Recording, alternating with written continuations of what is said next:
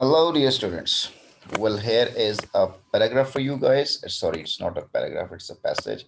You must understand the difference between passage and a paragraph. Paragraph is a complete whole in which you are given a topic sentence and followed by detailed examples and explanations and ended by a punch line. So it is a composed paragraph in which you can understand what is going on and what are the details in it. However, passage is something, it is taken from a larger novel, larger part of something. It does not have a proper starting, proper ending, but it is taken in the middle of it. Passage को novel से, किसी book से, article से, कहीं से भी separate कर लिया जाता है, एक सरप्ट होता है ये वाला।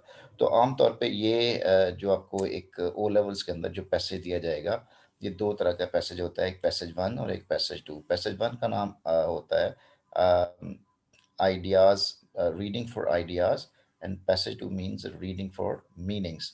तो हम इसको मीनिंग्स को अंडरस्टैंड करते हैं। अच्छा, इसके अंदर हमने इसका नाम तो लिखा हुआ है। इसके बाद हम इस पैसेज को हम पढ़ेंगे और इस पैसेज को पढ़ने के बाद हम इसके क्वेश्चन आंसर करेंगे।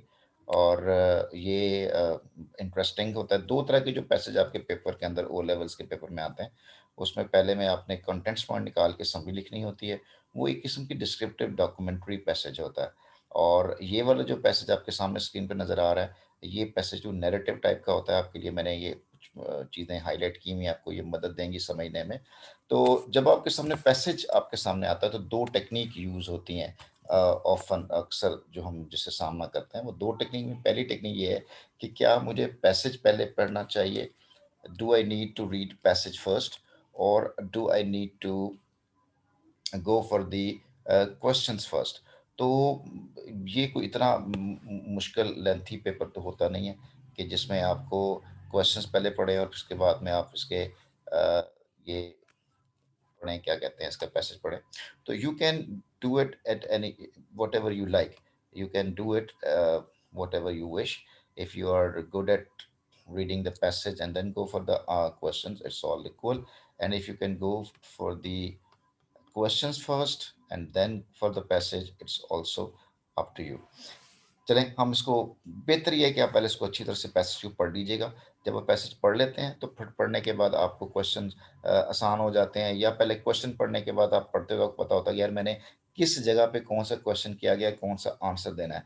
तो ये दोनों टेक्निक आप अपनी तौर पे जो भी आपको अच्छी लगती है आपने उसको फॉलो करना है।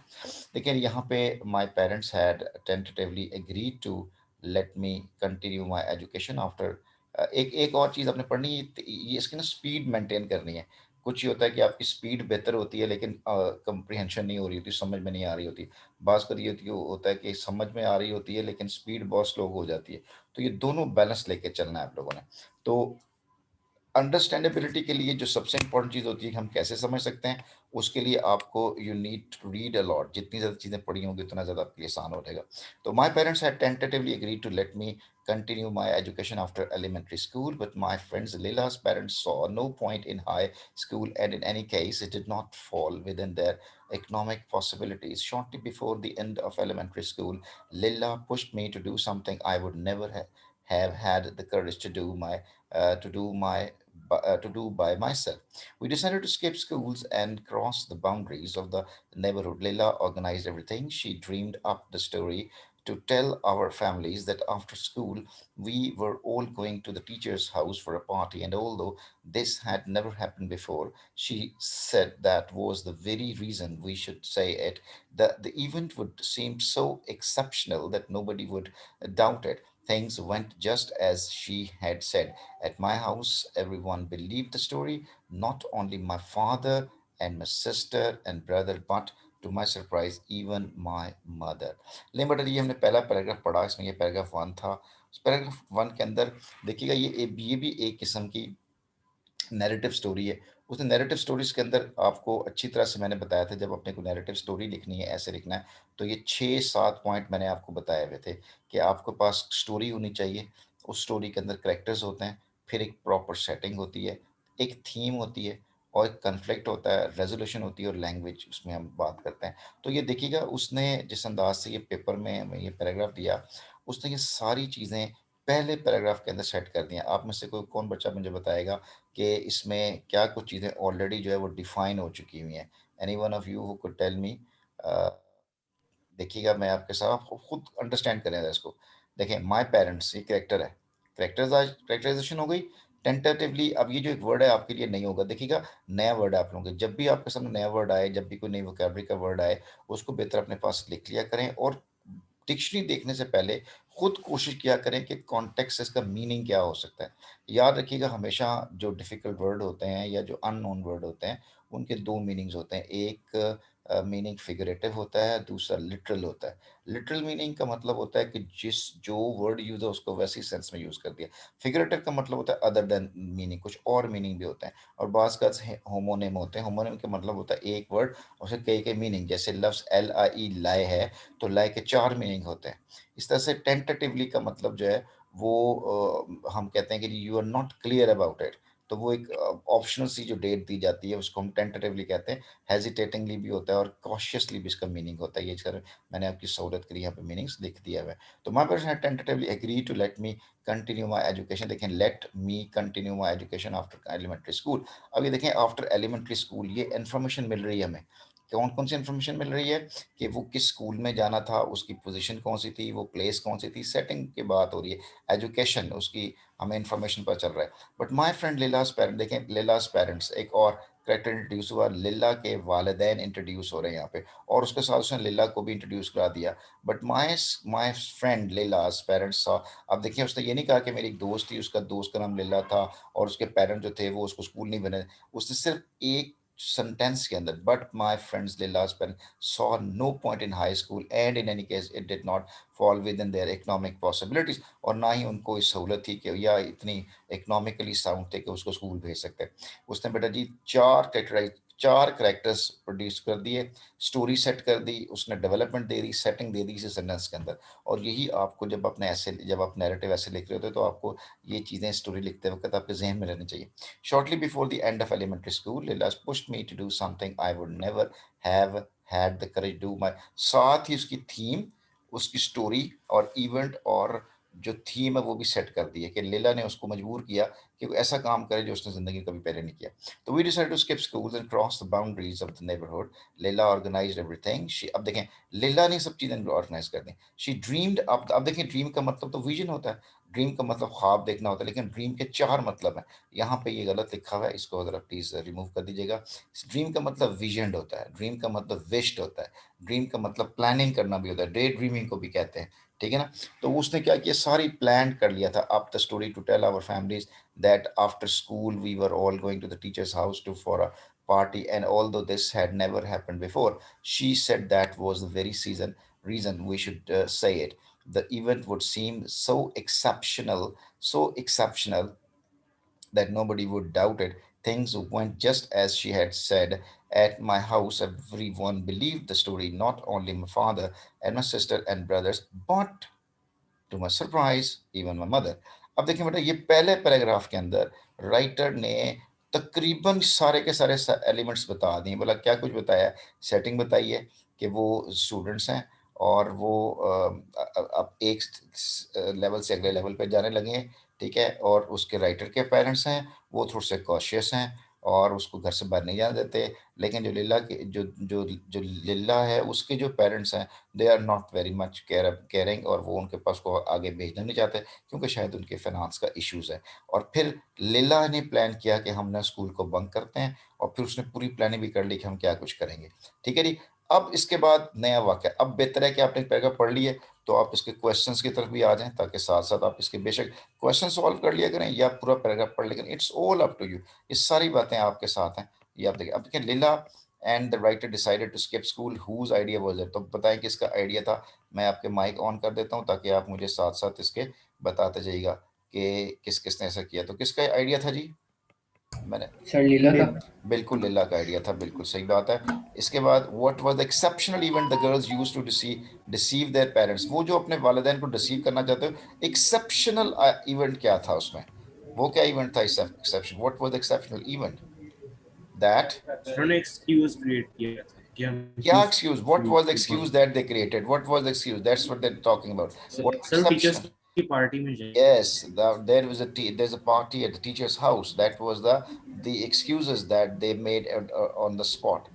इसके बाद according to the paragraph, who is the person least likely to be taken in? Taken in means deceive. Taken in by the girls reception. वो जो girls धोखा दे रहे हैं उसमें सबसे ज्यादा कौन कम से कम फर्क था जो धोखा दे में आ सकता था? तो कौन था? Who सर was राइटर की राइटर की मदर। मदर? शाबाश। देखें यहाँ पे उसने लिखा हुआ है कि टू माई सरप्राइज, राइटर की मदर। बिल्कुल यहाँ पे देखें लिखा हुआ है but to my surprise even my mother, यहाँ पे इवन इसका माय आंसर जी सरप्राइज। बिल्कुल ये ठीक है जी। अब हम देखते हैं इसके सेकंड ऑप्शन पे। सेकंड बड़ा अपने माइक बंद कर दें साहब। Leila said that out to the west was the sea. अब देखें अब डिस्क्रिप्शन शुरू होगी हुई है, इवेंट की डिस्क्रिप्शन, प्लेस की डिस्क्रिप्शन के साथ करेगा वो। Leila said that out to the west was the sea, we were intrigued, we were intrigued, we were। अब देखिए इंट्रीड का मतलब होता है, यहाँ पे देखिए इंट्रीड का मतलब लिखा हुआ है फैसिनेटेड, इंटरेस्टेड और charmed. We were interested by the invisible. अब इनविजिबल क्या चीज़ है? इनविजिबल चीज़ है जो आपने देखी नहीं हुई है। जी सारे कुछ कहना चाह रहे हैं आप? तो by the on the day plan for our नहीं सर, वो ठीक हो गए। On the day of our excursion, excursion का मतलब होता है कि you want to go outside. तो Leila and I walk towards the tunnel which led out of town. We took off our school jackets and hid them and our school bags in some bushes. The tunnel was so long that the luminous circle of the exit seemed far away. अब देखो यार मेरे बच्चों, ये जब आप कोई चीज़ लिखने लगते हो ना, ये आप तो स्टोरी पढ़ रहे हो ना, लेकिन आपका फोकस ये भी होना चाहिए ये अगर स्टोरी जो लिख लगता है तो मैं क्यों नहीं ऐसे लिख सकता? Why can I not write it? मैं क्यों नहीं लिख सकता? और उसने देखिए किस अंदाज से ये चीज़ों को डेवलप कर रहा है। अब वो जा रहे हैं समंदर की तरफ। We were intrigued by the invisible, और ये बता दिया उसने इनविजिबल क्या है, वो सी है। Leila said that out to the west was the sea, intrigued by the invisible. वो जो चीज़ हमने नहीं देखी थी उसको देखने की ख्वाहिश थी हमारे अंदर। On the day plan for our excursion, जिस दिन हमने मुहिम पर निकलना था, Leila and I walk toward the tunnel, उस सुरंग की तरफ गए, which led to our town, जो हमारे टाउन से बाहर में ले जाती है। We took off our school jacket, देखिए एक एक डिटेल बता रहा है वो। took off our jackets and hid them and our school bags in some bushes.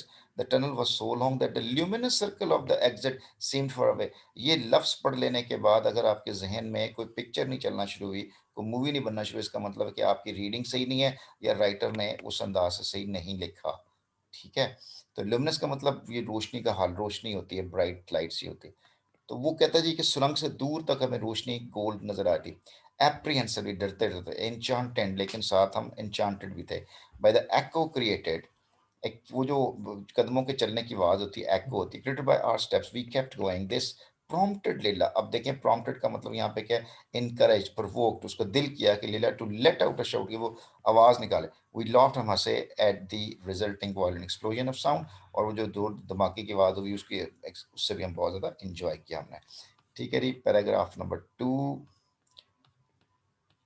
Paragraph number 2 में देखें क्या कुछ हो रहा है। The girls were intrigued by the invisible, explain in your own words what this tells us about the girls. अब देखिएगा जब कभी क्वेश्चन आया ना बच्चों कि अपने जुबान अपने लफ्जों में लिखना, तो आपने ना फोकस करना दो चीज़ों के ऊपर। ये 2 नंबर का क्वेश्चन होता है।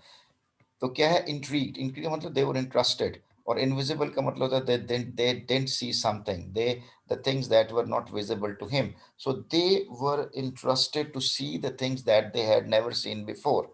तो ये इस तरह करके आप उसको अपने लफ्जों में लिख सकते हैं। तो इसके बारे में जो भी एक्सप्लेनेशन होगी वो ज़्यादा ठीक होगी, लेकिन टू द पॉइंट होना चाहिए कि इंट्रीड का मीनिंग आना चाहिए और इनविजिबल का मीनिंग आना चाहिए। बाकी आप उसको एक्सप्लेन कर सकते हैं कि Leila writer and Leila wanted to wanted to see those things that they had not seen like this and they were excited about it। तो इस तरह भी लिख सकते हैं। ठीक है, चलें नेक्स्ट हो। अगला क्वेश्चन इसमें था जी, What exactly do you think was the violent explosion? अब ये violent explosion, explosion धमाका ऐसा, ये कौन सा था? ये that was the sound created by Lilla। उस साउंड के बाद से जो आवाज एको आई थी, उस एको को वायलेंट एक्सप्रेशन जो है वो कहा गया था। ठीक है जी, अब हम आते हैं पैराग्राफ नंबर 3। सर जी बेटा, लास्ट पे किया था। जी बेटा लास्ट में क्या था? सर उन्होंने आखिर में हंसे भी थे ना सर, उसकी भी हो सकती है। नहीं नहीं नहीं नहीं, उसकी नहीं हो क्योंकि सकती। सब एक्सप्लोजन नहीं ही हो नहीं, गया। देखिए वायलेंट एक्सप्लोजन की बात हो रही है तो उस पर बात। एट माई हाउस, अब देखे ना यहाँ पे देखें ये Lila to let out shout, ये देखो, let prompted lie to let out, उस शाउट से we laughed at the resulting, ये देखो रिजल्ट, ये देखो word resulting violent expression of sound, उस जो उसने चीख मारी है शाउट से, उस शाउट से वायलेंट एक्सप्लोजन हुआ है, और उस एक्सप्लोजन के नतीजे में उन्होंने वो हंसे हैं कि वो देखो कितनी आवाज क्रिएट हुई है। तो ये था वो शाउट, ठीक है। अच्छा जी, अब देखें पैराग्राफ में, when as an adult I think of the player of childhood, कहती जब मैं जवान हो गई हूँ, तो अब मैंने वो जो प्लेयर ऑफ चाइल्डहुड, जो बचपन की जो एंजॉयमेंट होती है उसके बारे में सोचती हूँ, तो आई think of the harmonious start of the day. ये देखें, हारमोनियस, अब हारमोनियस का मतलब परफेक्ट होता है, musical, sweet, sweet start of the day.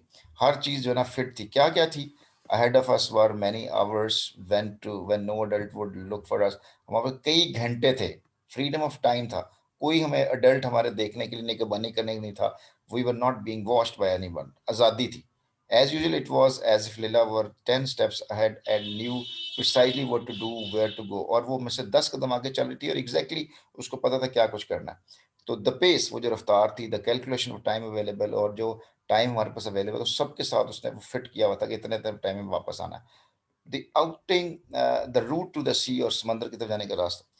Like all girls of my age I was so happy to have a close friend, और मुझे बड़ी खुशी थी कि मेरे पास एक दोस्त मौजूद है। I felt as if she had everything plan so that the world would around us would never be disordered, और मुझे पता था कि जिंदगी कभी भी खराब नहीं होगी, डिसऑर्डर नहीं होगी, everything is going, everything will go according to our plan, ठीक है जी। अब देखें क्या कुछ आ रहा है यहाँ पे पैराग्राफ नंबर 3 में। As an adult, the writer thinks of the player of childhood. What two particular players' childhood did she experience the day? कौन कौन सा था जी? पहला, पहले तो यह था कि फ्रीडम ऑफ टाइम था, they have abundance of time, they have abundant time, और उनके पास बहुत टाइम था। और दूसरा और वाला क्या था? हारमोनियस सर हो अडल्ट, गए। सर कोई अडल्ट They were, नहीं हारमोनियस थे हाँ, कोई yes, they were not देखने के being लिए। watched, they were not being watched, they were not being guarded, ठीक है ना। तो freedom of time and freedom of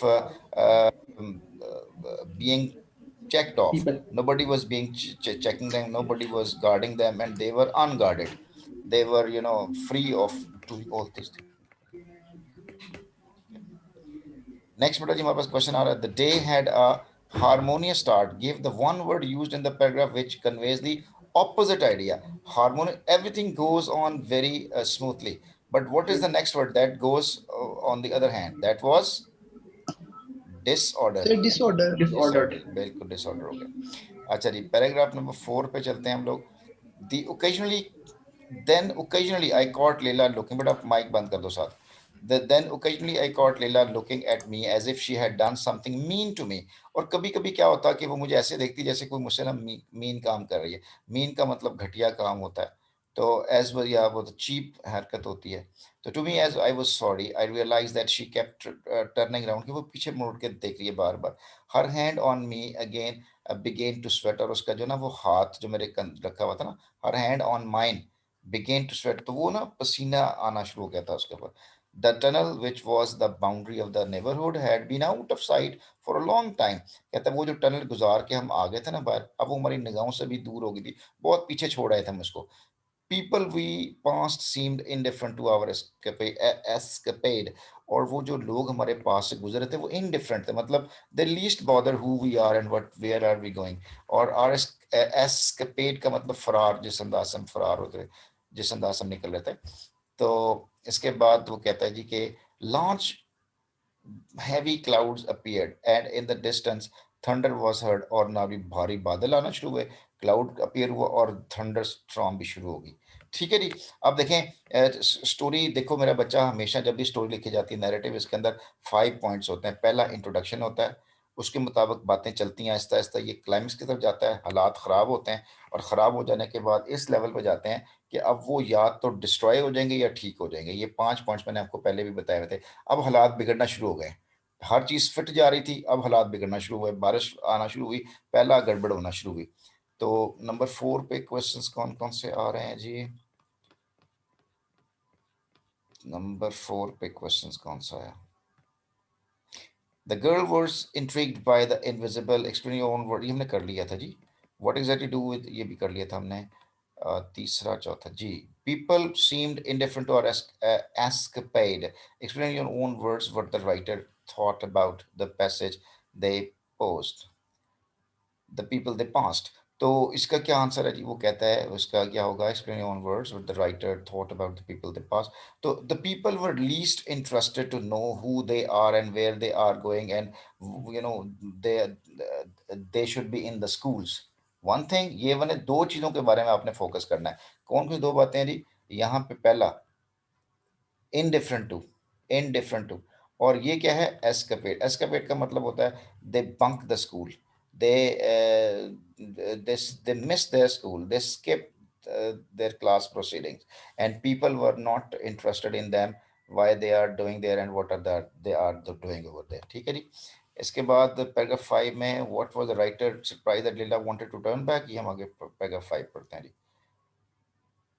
Paragraph 5 में वो कहता है कि the first fat raindrops arrived, leaving small brown stains as they hit the dusty road. यार आप डिस्क्रिप्शन चेक करो यार. The first fat raindrops arrived, पहला बारिश कतरा गिरा, leaving small brown stains, और नीचे हल्का सा ब्राउन दाग पड़ा, as they hit the dusty road, और वो जब मट्टी वाली सड़क पे जब पानी का कतरा गिरा. Let go back, चलो वापस चलते हैं. Let's go back, said लीला. देखें ये पर डायलॉग्स आए हैं. पहले पहला डायलॉग्स आया अभी तक, देखो पूरी स्टोरी के अंदर ये फर्स्ट डायलॉग्स है, और डायलॉग्स जो है वो स्टोरी को और जो है ना वो प्रोमिनेंट और एनिमेटेड कर देते हैं. Let's go back said Leela. I had never scene her so agit. कहती वो इतने परेशान थी, मैंने कभी उसको देखा ही नहीं था. मेरे there was something she had on the tip of the tongue. उसकी जुबान पे कुछ चीज बात कहते कहते रह गई थी वो, but could not make up her mind to tell me. वो मुझे बता नहीं पा रही थी. And suddenly compelled her to take me home. और अचानक मुझे मजबूर करने लगी कि घर चले. Whether we went back or continued, we would get wet just as the same. कहती हम चाहे सफर जारी रखें और समंदर तक पहुंच जाए तब भी गीले हो जाएंगे, और अगर वहां से फौरी तौर पे वापस हो जाए तब भी गीले ही होना था. I didn't understand. मुझे समझ लगी why didn't we keep going, तो हम क्यों नहीं आगे जा सकते थे. It was her own type of reasoning, अपनी उसकी अपनी कोई तुक थी. And I was bewildered when she didn't apply it. और अब मैंने बड़ी हैरान हुई. बिविल्ड का मतलब देखें यहाँ पे लिखा होगा बिविल्डर, नहीं लिखा तो bewildered का मतलब परेशान होना. bewildered surprised, agitated, confused, upset के मानों में होता है. व्हेन शी डिड अप्लाई, वो उसने अपनी लॉजिक उस पर अप्लाई नहीं किया. तो लिला गेव मी अ टग, लिला ने मुझे क्या झटका दिया. I found my self running, और मुझे लगा कि मैं भागने लगी हूँ. अनविलिंगली, हालांकि मेरा दिल नहीं कर रहा था. बैक टूवर्ड्स आवर नेबरहुड, दोबारा हम अपने घर की तरफ वापस जा रहे थे. The drops fell more thickly, अब बारिश तेज हो रही थी. And we ran blindly barren, और अंधाधुंध बारिश में भाग रहे थे. आवर क्लोथ सोक्ड, हमारे कपड़े गीले हो गए. And our bare feet in town in worn sandals, और वो जो हमारे नंगे पाँव थे, वॉर्न सैंडल, सैंडल्स पुराने हो गए थे. That had no purchase. ये लफ्ज बेटा परचेज नहीं है, ये परचेस वर्ड है. परचेस, और परचेस का मतलब बाय भी होता है, और परचेस का मतलब ग्रिप भी होता है. तो purchase on the now muddy ground है वो, क्योंकि ग्राउंड गीला हो गया था, कीचड़ वाला हो गया था, हमारे पाँव की ग्रिप नहीं पड़ रही थी वहाँ पे. We went back through the tunnel, हम दोबारा उस टनल में गए. Having found our school bag, हम स्कूल बैग मिले. We put our school jackets over our wet clothes, तो हमने ना अब जी वो गीले कपड़ों के ऊपर ही जैकेट पहन ली. And set out towards home. Tense, her eyes lowered, Leela let go of my hand. तो टेंस वो घबराई हुई थी. हर आइज लोवर्ड, उसकी आंखें झुकी. Leela let go of my hand, और लीला ने मेरे हाथ को छोड़ दिया. ठीक है जी. आप देखें कि किस अंदाज से यार, मुझे लगता है कि फिल्म चल रही है दिमाग के अंदर. This is the beauty of a story that you need to adopt. तो we quickly understood that things had not happened as we expected. अच्छा, मुझे ना पता चला कि चीज़ें ऐसी नहीं हुई जैसे हमारी एक्सपेक्टेशन थी, जैसा तो थी हमारी. When school was over, जैसे स्कूल ओवर हुआ, my mother had gone to school with an umbrella to take me to the party. उसने क्या किया कि वो जब स्कूल खत्म हुआ तो उसके बाद तो उसने बताया था ना कि हमने जाना है अपनी टीचर की तरफ जाना है. तो वो बारिश शुरू हो गई, तो उसकी अम्मा ने कहा कि मेरी बेटी क्यों भीगती हुई जाएगी, तो मैं उसको छतरी दे दूं ताकि वो छतरी से अपने जो है ना वो जाएं अपनी टीचर के घर. लेकिन उन्हें क्या पता था कि दोनों बंक करने पे चली गई हैं. तो देखो ना ये स्टोरी किस अंदाज से डेवलप हो रही कर रहा है वो. For an hour she had been looking for me, तो 1 घंटे से मेरा वेट कर रही थी वो. When she saw, जब मुझे देखा, she started crying, तो रोना शुरू हो गई. तुम कहाँ चली गई? She had discovered that I wasn't in school. जब उसको पता चला मैं स्कूल में नहीं थी, तो that there was no party, को पार्टी भी नहीं थी. Like Lila knew her own mother was less attentive. लीला को पता था मेरी माँ को परवाह को नहीं है. But took off anyway, लेकिन वो भी वहां से चली गई. Sure enough, और वाकई ऐसा हुआ. At her house nobody had noticed anything. उस घर में किसी को परवाह क्यों नहीं हुई. ठीक है जी. तो एज अ पनिशमेंट, सजा के तौर पर, I was not to leave the house for a week unless to go to school. और मुझे सजा ये मिली कि एक हफ्ते तक मैं घर से बाहर नहीं जा सकता जब तक अगला स्कूल नहीं शुरू हो जाता था। नेक्स्ट डे, अगले दिन, बिफोर क्लास, जब क्लास से पहले, I exclaimed my punishment to, मैंने बताया लीला को कि मुझे क्या सजा मिली। Is that all she said. अब देखें ये डायलॉग कैसे बता रहा है, ये इसका इंपॉर्टेंस देखें। इज इट ऑल, बस इतना ही? शी सेज का पैचुलेंटली, परेशान होते हुए, बेचैन होते हुए। पेटुलेंट का मतलब यहाँ पे लिखा होगा, पेटुलेंट का मतलब ये देखें, क्रॉसली, सलन, मूडीली, मोरॉस, गुस्से से, तिलमिलाते हुए, परेशान होते, भाई इतनी सजा दी।